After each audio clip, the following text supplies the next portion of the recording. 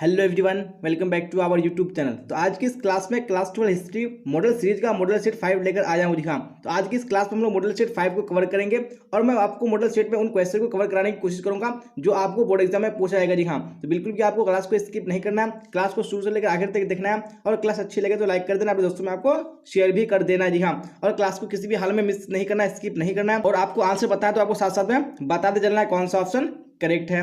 जी हाँ, तो यहाँ पे क्वेश्चन बोर्ड स्क्रीन पे आ चुका है, तो आप लोग कमेंट बॉक्स में राइट आंसर बताने की कोशिश करेंगे कौन सा ऑप्शन करेक्ट है। जी हाँ, तो पूछा जा रहा है गुप्त शासन का आरंभ हुआ। जी हाँ, यानी गुप्त शासन का आरंभ कब हुआ, स्टार्ट कब हुआ था, वो आपको बताना है। यहाँ पे वन का ऑप्शन नंबर डी बिल्कुल करेक्ट हो जाएगा। दिखाने 320 ईस्वी से गुप्त वंश का क्या हुआ था, आरंभ हो गया था, नहीं गुप्त वंश ने शासन करना स्टार्ट कर दिया था। जी हाँ, तो अब देख लेंगे हम लोग नेक्स्ट क्वेश्चन, क्वेश्चन नंबर 2। जी हाँ, तो क्वेश्चन नंबर 2 भी स्क्रीन पे आ चुका है। बोला जा रहा है समुद्रगुप्त शासक किस ईस्वी में बना। जी हाँ, तो समुद्रगुप्त शासक कब बना था वो आपको बताने हैं। तो यहाँ पे 2 का ऑप्शन नंबर ए बिल्कुल करेक्ट हो जाएगा। दिखाइए 335 ईस्वी में। चलिए अब देख लेंगे हम लोग नेक्स्ट क्वेश्चन, क्वेश्चन नंबर 3। जी हाँ, तो क्वेश्चन नंबर 3 भी स्क्रीन पे आ चुका है और आप लोग साथ साथ में आंसर बताइए कौन सा करेक्ट है। अशोक के अभिलेख को सर्वप्रथम कब पढ़ा गया। जी हाँ, यानी अशोक ने जो अभिलेख लिखा था उसको सबसे पहले कब पढ़ा गया, यहाँ पे आपको बताने हैं। तो 3 का ऑप्शन नंबर डी बिल्कुल करेक्ट हो जाएगा। दिखाइए 1837 ईस्वी में।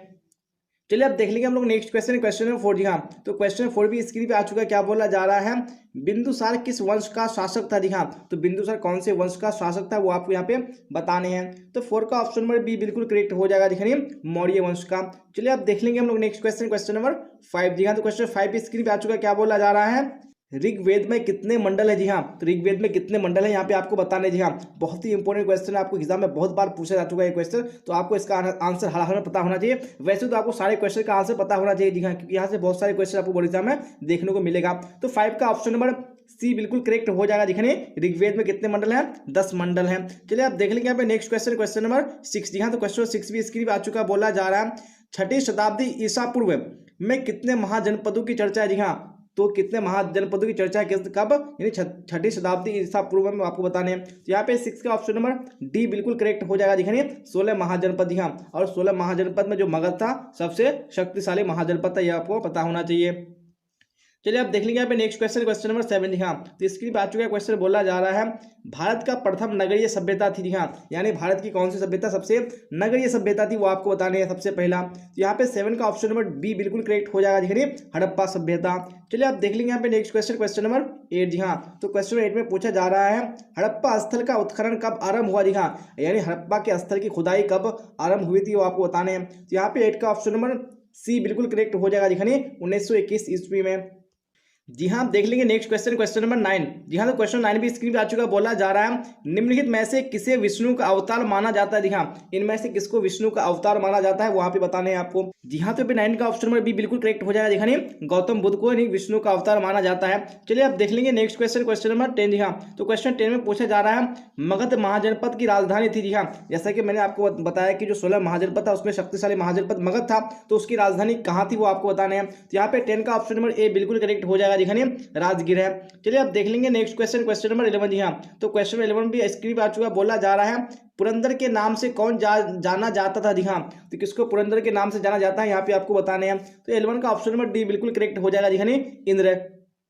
चलिए आप क्वेश्चन 12 का यहाँ पे राइट आंसर बताइए कौन सा ऑप्शन करेक्ट है। जी हाँ, तो क्वेश्चन 12 भी स्क्रीन पे आ चुका। बोला जा रहा है गौतम बुद्ध का जन्म कब हुआ। जी हाँ, तो गौतम बुद्ध का जन्म कब हुआ था यहाँ पे आपको बताने हैं। तो 12 का ऑप्शन नंबर सी बिल्कुल करेक्ट हो जाएगा। दिखाने 563 ईसा पूर्व हो जाएगा। चलिए अब देख लेंगे हमें next question, question number 13।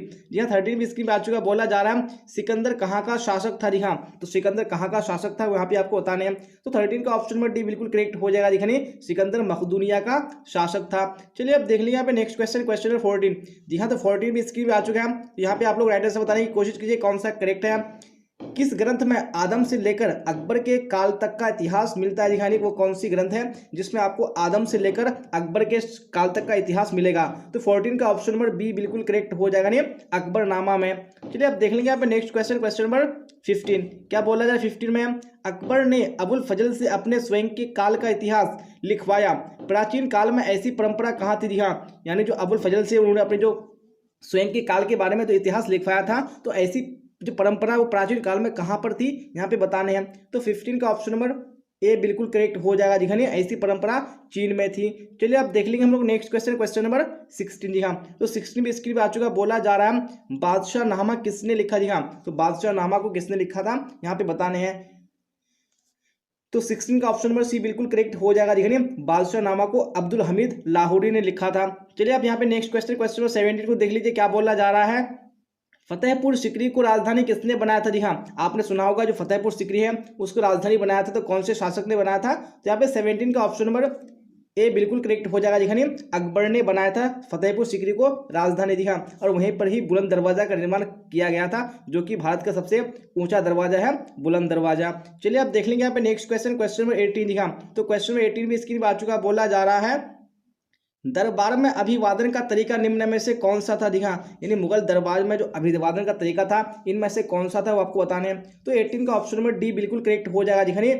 Cornish, उसके बाद सजदा, पाएबोस, यानी ये तीनों प्रकार का यानी तरीका था किसमें, मुगल दरबार में जी हाँ। आप देख लेंगे नेक्स्ट क्वेश्चन, क्वेश्चन नंबर 19। तो क्वेश्चन 19 भी स्क्रीन पे आ चुका, बोला जा रहा है मुमताज एवं शाहजहां की पुत्री का नाम था जी हाँ। यानी मुमताज और शाहजहां की पुत्री यानी बेटी का नाम क्या था यहाँ पे आपको बताने हैं। जहां आरा, रोशन आरा या गौहर आरा जी हाँ। यहाँ पे ऑप्शन नंबर डी बिल्कुल करेक्ट हो जाएगा जी हाँ। इनमें से यानी ये तीनों क्या थी, शाहजहां और मुमताज की पुत्री थी।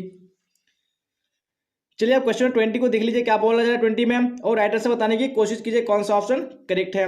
सर्वप्रथम विजयनगर की यात्रा पर आने वाला विदेशी यात्री कौन था जी हाँ। कौन सा यात्री था जो सबसे पहले विजयनगर की यात्रा किया था जी हाँ। तो यहाँ पे 20 का right answer option number A बिल्कुल करेक्ट हो जाएगा जी हाँ, निकोली कोंटी हो जाएगा। चलिए अब देख लेंगे हमें नेक्स्ट क्वेश्चन, क्वेश्चन 21 जी हाँ। 21 में पूछा जा रहा है अपना यात्रा वृत्तांत मतलब सादेन नाम से किस विदेशी यात्री ने लिखा था जी हाँ। तो किस विदेशी यात्री ने लिखा था यहाँ पे बताने हैं। तो 21 का right answer option number B बिल्कुल करेक्ट हो जाएगा जी हाँ, अब्दुल रज्जाक। चलिए आप देख लीजिए यहाँ पे नेक्स्ट क्वेश्चन, क्वेश्चन नंबर 22 जी हाँ। 22 भी स्क्रीन पे आ चुका, बोला जा रहा है शेख कुतुबुद्दीन बख्तियार काकी का संबंध किस सूफी संप्रदाय से जी हाँ। तो कौन सा सूफी संप्रदाय से है शेख कुतुबुद्दीन बख्तियार काकी का संबंध। तो यहाँ पे 22 का right answer option number A बिल्कुल करेक्ट हो जाएगा जी हाँ, चिश्ती। चलिए आप देख लेंगे यहाँ पे नेक्स्ट क्वेश्चन, क्वेश्चन 23 जी हाँ। पूछा जा रहा है ख्वाजा मोइनुद्दीन चिश्ती की अजमेर स्थित दरगाह पर सर्वप्रथम कौन सा सुल्तान गया जी हाँ। तो कौन से सुल्तान सबसे पहले गए थे यानी अजमेर स्थित जो ख्वाजा मोइनुद्दीन चिश्ती की दरगाह है। तो यहाँ पे 23 का right answer option number B बिल्कुल करेक्ट हो जाएगा जी हाँ, मोहम्मद बिन तुगलक। चलिए अब देख लेंगे यहाँ पे नेक्स्ट क्वेश्चन, क्वेश्चन 24 जी हाँ। तो बोला जा रहा है शंकराचार्य का मत है जी हाँ। तो शंकराचार्य का कौन सा मत है, यहाँ पे ऑप्शन नंबर बी यानी अद्वैतवाद बिल्कुल करेक्ट हो जाएगा। चलिए अब देख लेंगे यहाँ पे नेक्स्ट क्वेश्चन, क्वेश्चन 25 जी हाँ। 25 स्क्रीन पे आ चुका, बोला जा रहा है भारतीय अध्ययन संबंधी बाधाओं का वर्णन किस विदेशी यात्री ने किया है जी हाँ। तो कौन सी विदेशी यात्री ने किया है यहाँ पे बताने हैं। तो 25 का ऑप्शन नंबर ए बिल्कुल करेक्ट हो जाएगा जी हाँ, अल बरूनी ने।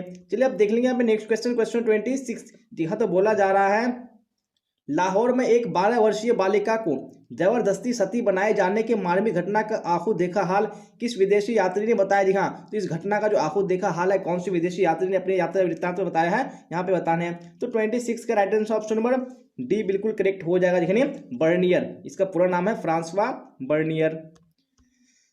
चलिए क्वेश्चन 27 को देख लीजिए क्या बोला जा रहा है अमला किसके द्वारा भेजा गया अधिकारी होता था जी हाँ। तो अमला जो होता था एक अधिकारी होता था, और ये किसके द्वारा भेजा गया होता था यहाँ पे आपको बताने हैं। तो 27 का ऑप्शन नंबर बी बिल्कुल करेक्ट हो जाएगा जी हाँ, जमींदार द्वारा। चलिए अब देख लेंगे यहाँ पे नेक्स्ट क्वेश्चन, क्वेश्चन 28 बोला जा रहा है इंग्लिश ईस्ट इंडिया कंपनी को कब बंगाल की दीवानी प्राप्त हुई थी हाँ। तो कब प्राप्त हुई थी बंगाल की दीवानी ईस्ट इंडिया कंपनी को। तो 28 का ऑप्शन नंबर बी बिल्कुल करेक्ट हो जाएगा जी हाँ, 1765 ईस्वी में। चलिए क्वेश्चन 29 को देख लीजिए, बोला जा रहा है झांसी की रानी लक्ष्मीबाई की मृत्यु कब हुई थी हाँ। तो इनकी मृत्यु कब हुई थी यहाँ पे आपको बताने हैं। तो 29 का ऑप्शन नंबर ए बिल्कुल करेक्ट हो जाएगा जी हाँ, जून 1858 ईस्वी में। चलिए अब देख लेंगे नेक्स्ट क्वेश्चन, क्वेश्चन नंबर 30 जी हाँ। तो 30 भी स्क्रीन पे आ चुका, बोला जा रहा है बम्बई विश्वविद्यालय की स्थापना कब हुई थी हाँ। यानी जो बम्बई यूनिवर्सिटी है उसकी स्थापना कब हुई थी अब बताने हैं। तो 30 का ऑप्शन नंबर सी बिल्कुल करेक्ट हो जाएगा जी हाँ, 1857 ईस्वी में। चलिए अब देख लेंगे यहाँ पे नेक्स्ट क्वेश्चन, क्वेश्चन 30 जी हाँ। तो बोला जा रहा है भारत में रेल सर्वप्रथम किस गवर्नर ने चलाया था जी हाँ। यानी सबसे पहले कौन से गवर्नर जनरल ने रेल चलाया था बताने हैं। तो 31 का ऑप्शन नंबर बी बिल्कुल करेक्ट हो जाएगा जी हाँ, लॉर्ड डलहौजी ने। चलिए आप देख लीजिए यहाँ पे नेक्स्ट क्वेश्चन, क्वेश्चन 32 जी हाँ 32 स्क्रीन पे आ चुका है। बोला जा रहा है खेड़ा गुजरात में किसान आंदोलन कब हुआ था। जी हाँ, जो खेड़ा है वो गुजरात में पड़ता है। तो यहाँ पे जो किसान आंदोलन हुआ था वो कब हुआ था। तो यहाँ पे 32 का ऑप्शन नंबर बी बिल्कुल करेक्ट हो जाएगा जी हाँ, 1918 ईस्वी में। चलिए अब देख लेंगे नेक्स्ट क्वेश्चन, क्वेश्चन 33 जी हाँ। बोला जा रहा है जालियांवाला बाग हत्याकांड कब हुआ था। जी हाँ, यानी जो जालियांवाला बाग हत्याकांड हुआ था ये कौन से डेट में हुआ था। तो यहाँ पे ऑप्शन नंबर ये बिल्कुल करेक्ट हो जाएगा जी हाँ, 13 अप्रैल 1919 में।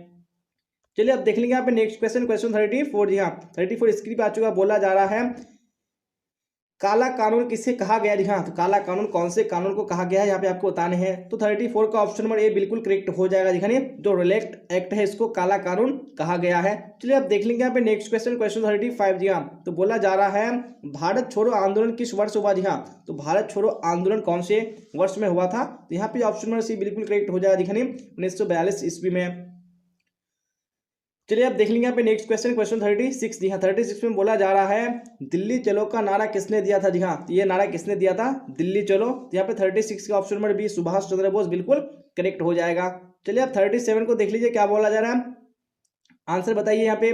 बारदोली में किसान आंदोलन कब हुआ था। जी हाँ, तो बारदोली में किसान आंदोलन कब हुआ था। यहाँ पे 37 का right answer option number C बिल्कुल करेक्ट हो जाएगा। जी हाँ, 1928 ईस्वी में। चलिए अब देख लेंगे यहाँ पे नेक्स्ट क्वेश्चन, क्वेश्चन 38 जी हाँ। बोला जा रहा है भारत गणतंत्र दिवस कब मनाता है। जी हाँ, तो आप सभी गणतंत्र दिवस मनाते हैं तो कौन से डेट में। तो ऑप्शन नंबर बी 26 जनवरी बिल्कुल करेक्ट हो जाएगा।